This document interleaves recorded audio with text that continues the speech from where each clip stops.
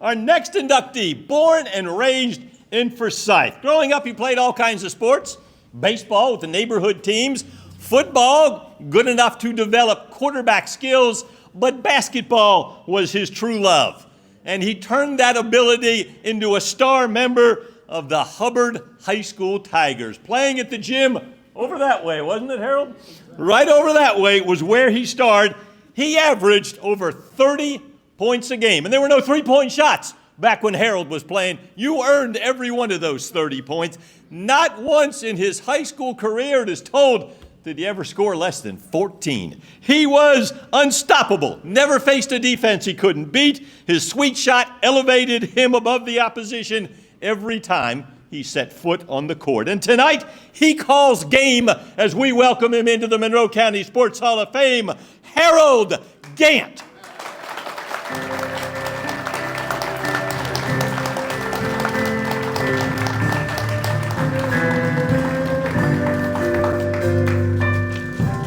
Congratulations, sir. Thank you, sir.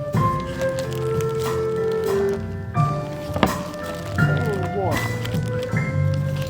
I've written this thing twice, and I still don't know what to say.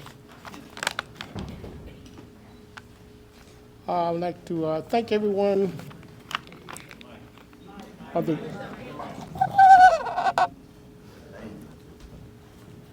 Good evening, everyone. I would like to thank everyone on the committee for selecting me. It is my pleasure.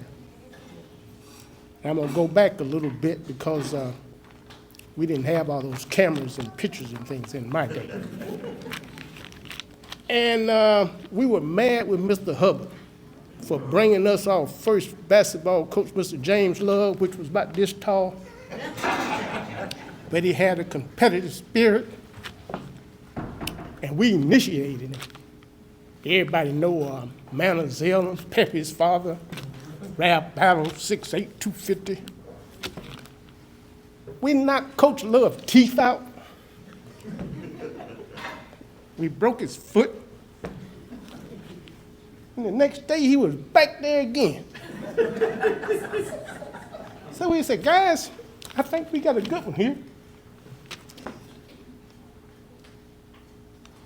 If he can put us together as a team, the way we put him through that, I think we can do something. And that's for Mr. Love, our coach. And another thing, we were going to a game in Griffin, Georgia. The man at the door, Ralph Ballard come in 6'5", Manor come in 6'4". I was behind Coach Love, he was 5'6". The man stopped him and said, "Where you going?" He said, "I'm the coach." He had to get out his Georgia license and stuff to show that he was the coach. The guy said, "Come on in." This is true stories, but it's funny. And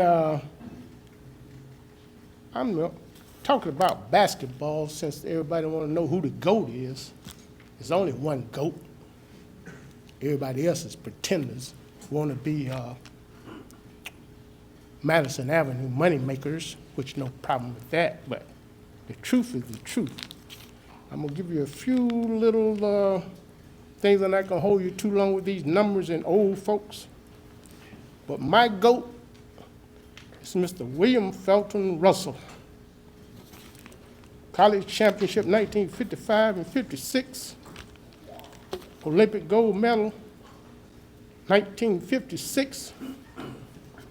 11 NBA champions titles, 8 straight titles from 59 to 66. That wasn't good enough. Won titles as a player coach in 68 and 69. Not only playing, but he's coaching. What kind of man is this? That is my choice for the GOAT. Now, you can keep the argument going about these other little guys that want to claim that.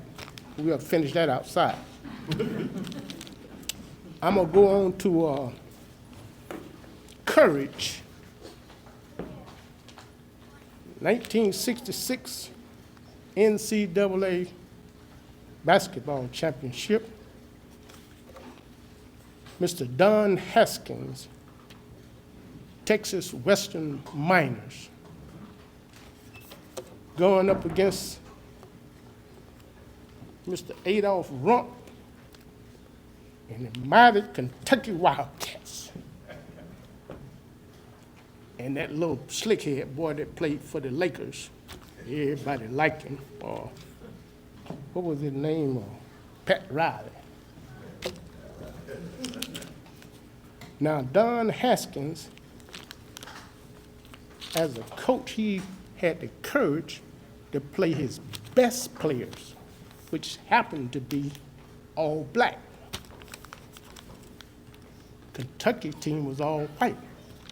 This is 1966.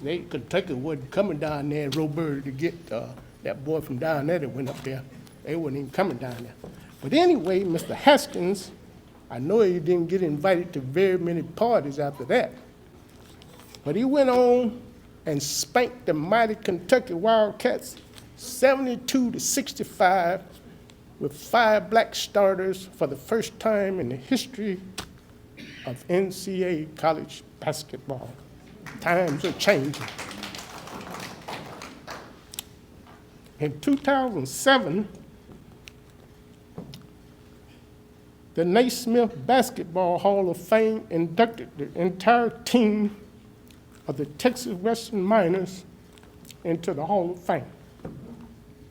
This is courage for a coach to stand with his players no matter what society said.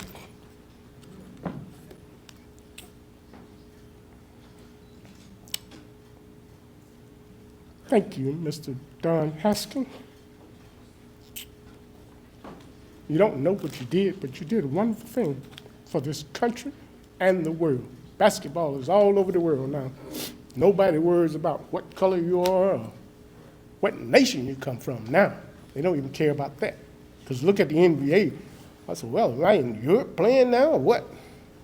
Players from everywhere. They want the best, that's all. And that's about courage for me right there. That's what I think is courage for Mr. Don Haskins. If anybody don't know who he is, please Google him and check him out. A great man. I had the pleasure of listening to Eddie Robinson make speeches and rep us up to get ready for game time. He said, you can't coach your players if you don't love them like your family. And that was his motto of building men and not football players or basketball players. He was in the business of building men. Sent over 200 players to the NFL. Nobody's in trouble yet. Nobody. To be a G-man is an honor. And my friend, Marcus Whitehead, and I sitting on the county church steps at night, you know, that was all haven. Nobody would bother us there. No police would dare come up on county church and mess with us by the time to go home or anything like that. This is in '66 back then. And Marcus went on to be walking billboard for the G-men.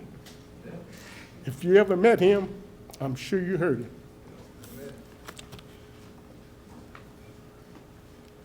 I got so much written down and don't know how to put it together, but that's the epitome of a G-man, and I try to hold that up every day.